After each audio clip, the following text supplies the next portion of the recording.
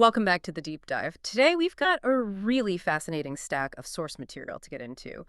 A whole collection of raw adventure logs, field notes, and some surprisingly detailed personal files. That's right. And they all chart the, let's say, chaotic early days of a very specific adventuring crew. So our mission today is to analyze how this party even formed and what their early missions look like. We're talking about Bip, the halfling rogue. Welsies, the very staunch dwarf paladin, Atenemus, who's this enigmatic half-elf warlock, Aaron, the human ranger, and maybe most importantly, Debbie, yeah, the elf wizard who is also a very, very serious baker. you can't forget the baker. Never. And their story arc is just, it's immense. It moves so fast. We see them go from being these scattered survivors of a huge apocalyptic event, the Duskmere disaster, to eventually a high seas pirate hunting crew. And all the while, they're navigating this mysterious, world-altering prophecy, and I mean, some incredibly heavy personal baggage. Right. And there's one thing that ties it all together, isn't there? Yeah. This purple glow. Exactly. That's the defining thread. It's this persistent, sort of unsettling magical glow that pops up all over the world, usually around disasters, and it physically clings to the heroes themselves. So that glow is what gets the nobles' attention. It's the proof. It's what confirms their connection to this ancient prophecy. The powers that be think these people, this crew, are the key to stopping whatever lingering threat is out there. That is a massive burden for a group of people who, I mean, they've basically just met. So let's unpack this journey. Okay, let's start at the beginning. That initial test was absolutely brutal. The sources show the party forming almost by accident, way out on the fringes, far from any real army. They just stumble into They it. stumble right into this terrifying cultist operation. There's this strange power just radiating from cracks in the earth, and to make it worse, Dragons. newly hatched dragon wormlings, black, red, white, just pouring out. So how does a group of total strangers even begin to handle that? What's the first move? Well, it was pure desperate improvisation. You have Welsies the paladin, who does what you'd expect. He just charges in. Of course. But then Aaron the ranger makes this just an unbelievable move. To draw the attention of the cultists and this young red dragon, he pulls out his bagpipes. Wait, bagpipes. Bagpipes, and he starts playing this wild, screeching battle tune. Bagpipes against a dragon. That is either the most brilliant or the most suicidal thing I have ever heard. I think it's a little bit of both. It Yeah. worked, it distracted the acolytes. Mhm. But it immediately left Welsies completely exposed to the red dragon. So right away you see their dynamic. Yeah. One guy charges, the other creates chaos. Exactly. And they somehow survived that fight, but the real test came right after. The sources describe the ground itself just heaving up, this massive wave of dirt and rock rolling right for them. No time to run. No time at all. So they jumped. All of it. All of them. And the logs verify this. It's an incredible physical feat. Even Bip, the halfling, leaps an incredible 7 feet right over the top. Wow. That shared moment of impossible survival, that's what really bonded them. It did, but they landed straight into more chaos. The ruined city of Duskmere, more dragons, and more of those ominous purple cracks in the ground. And this is where you see their moral compasses start to point in very different directions. Right, because Aaron does the sensible thing. He casts a huge fog cloud to cover their retreat. A tactical retreat, yeah. But Bip the rogue, uses the chaos for 2 very specific things. First, he hangs back just long enough to loot some valuables from the rubble. Okay, that's pretty standard for a rogue. But the second thing he The does... second thing is astonishingly cynical. To make sure the dragons didn't follow them specifically, he finds a fleeing villager and ties a small bell to them. Oh, yeah. Yeah. Directly pointing the monsters away from the heroes and onto an innocent person. It was effective, but just utterly cold. So while he's doing that, Welsies is being the moral center, holding a portal open. He holds it to the very last second, even with this huge silver dragon approaching. But the cost was still profound. The logs confirm only 39 survivors, a mix of guards and villagers, made it through. And after all that, just 3 months later, they get the official summons to Thornreach. And that's the confirmation, isn't it? This wasn't random. Exactly. The summons is directly because of that purple glow. The nobles had been watching, and this magical residue was still clinging to them, marking them as the chosen ones from the prophecy. Their private hell just became a very public destiny. Okay, let's unpack that. Yeah. Because they're dealing with these huge external threats, but the logs show their internal lives are just incredibly messy. Oh, yeah. And Aaron's personal baggage comes to the surface almost immediately. His hatred of mountain orcs, that's not just some generic thing, it's personal. It's from a specific trauma. A war party ambushed his family years ago. It crippled his father, who then fell into a deep depression, and the whole family had to rely on his mother's craft work just to survive. So for Aaron, his entire motivation is eliminating what he calls family destroyers. That's such a powerful drive. But the sources are also pretty clear that he is deeply flawed. I mean, the irony is just huge. This man is driven to protect families, but he's completely crippled by games of chance. Cards, dice.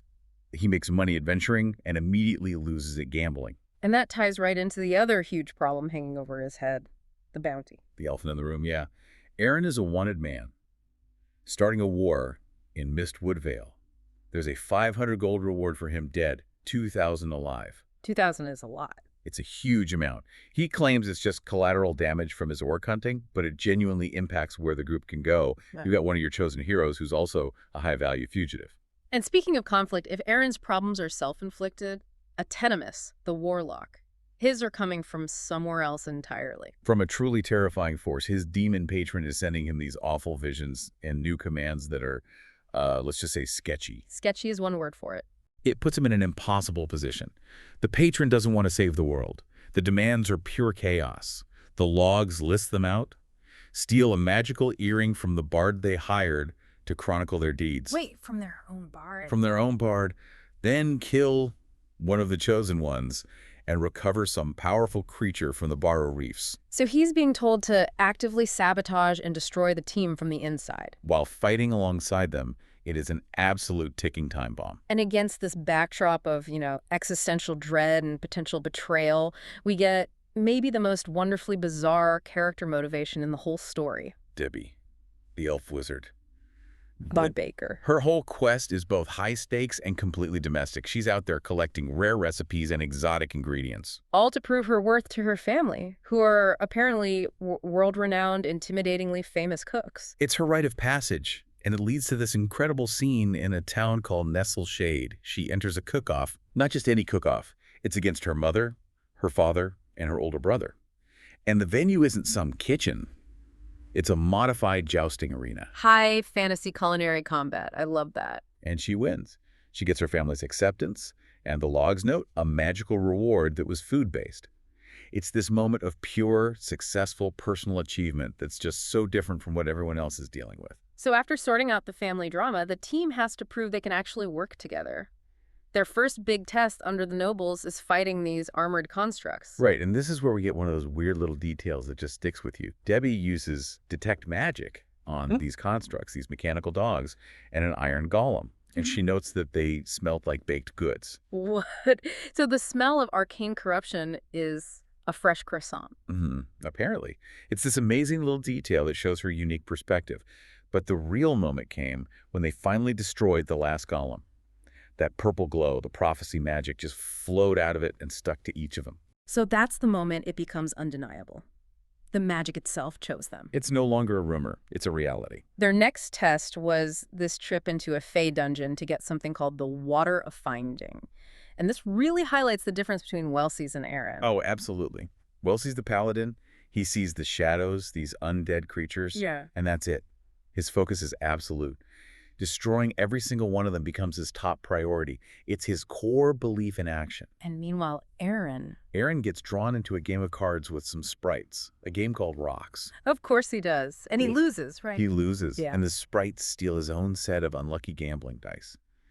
The man cannot escape his vices, even in another dimension. And speaking of things he can't escape, the assassins, after that 2,000 gold bounty, finally catch up. This is a critical moment. They're dealing with prophecies and fake creatures, and suddenly they have to handle, thugs in an alley.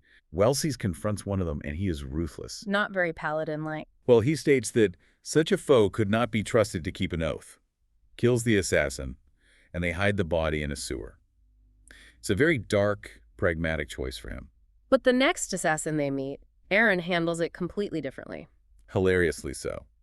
In a moment the logs literally describe as him stupidly blurting things out, he just tells the new assassin all the details from his own wanted poster. And that worked. It somehow worked. Instead of a fight, he negotiates a 4-month grace period. He promises to turn himself in at Miss Woodvale after 4 months, and the assassin agrees. That's his strange genius. He's so chaotic, it becomes a strategy. Exactly. So once they dealt with all that, the focus shifts again. The next big threat, pirates. Right. After the cook-off, Debbie's family mentions that pirates are wrecking the supply chains, so the team agrees to handle it. And this is where Tenemus gets to shine, but not with his warlock magic, with his negotiation skills. He secures them an entire pirate hunting ship. A serious one, too. Oh yeah, fast sailing, 10 rowers, armed with a mangonel, 2 ballista, 4 swivel guns, the whole package. And they provision the crew with Debbie's magically created food. They officially pivot from dungeon crawlers to a naval crew. But their sea trials start immediately with a ghost ship, and Aaron, he's not a sailor. He is a disaster on the water. The ghost captain tests him on 5 things, and he fails 4 of them. Not work, speed, navigation, all of it. But then the captain makes him an offer, a powerful gift in exchange for a sacrifice. He has to sacrifice 4 of his new crew members, and Aaron, for all his flaws, draws a hard line. The logs just say his answer was a quick, simple no. He wouldn't do it. He wouldn't. And that moral stand earns him a reward anyway, this ancient, curse-like sea shanty that helps sailors. He immediately has to sing it to save the ship from a waterspout. The bagpiper becomes the reluctant shantyman. Incredible. So after that, they go after the main pirate base at a place called Corral Barrow. Right, and Wellesley's has built this custom cart with the ship's cannon on it. Their intel comes from a drunken ex-pirate, and the raid itself is just a perfect example of how they work together. Bip was on fire here. Killed the same guard twice, surprised him once, then finished him off after some kind of brief resurrection, and Debbie landed this massive fireball right on a huge group of pirates. But the climax is what changed everything.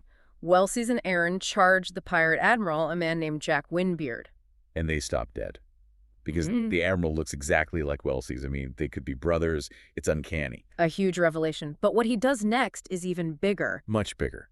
Admiral Jack uses a spell, and his hands start to glow with that familiar purple light, the prophecy magic. Oh, no. And he uses it to sacrifice a prisoner he has tied up, instantly and fully healing his own guard. So he's using their hero magic for an evil, sacrificial purpose. It's the ultimate twist. The same power that marks them as heroes is being used for evil by a pirate who looks like their paladin. It proves the magic itself isn't good or evil, it's just a tool. And they capture him. As they're leaving the burning base, a dryad they meet points at the bound admiral and identifies him specifically as the source of bad magic. So now the plan is to take him to Zephyr City and find out what's going on. So if you look at the whole picture, this team only functions because of this chaotic synergy. You have Bip's deadly stealth, Wellesley's divine strength, and complicated morality. Baron's wild adaptability and Debbie's powerful magic and, infinite baked goods. But the connection between the major elements is getting darker. The purple glows tie them to this prophecy. Their moral choices, like Aaron refusing to sacrifice his crew, define them as heroes. But Jack Windbeard's arrival shows that their power can be corrupted. Absolutely. And that brings us to our final thought for you to consider. The sources show Jack Windbeard using that prophecy magic for evil sacrifice. A dryad confirms he is the source of bad magic.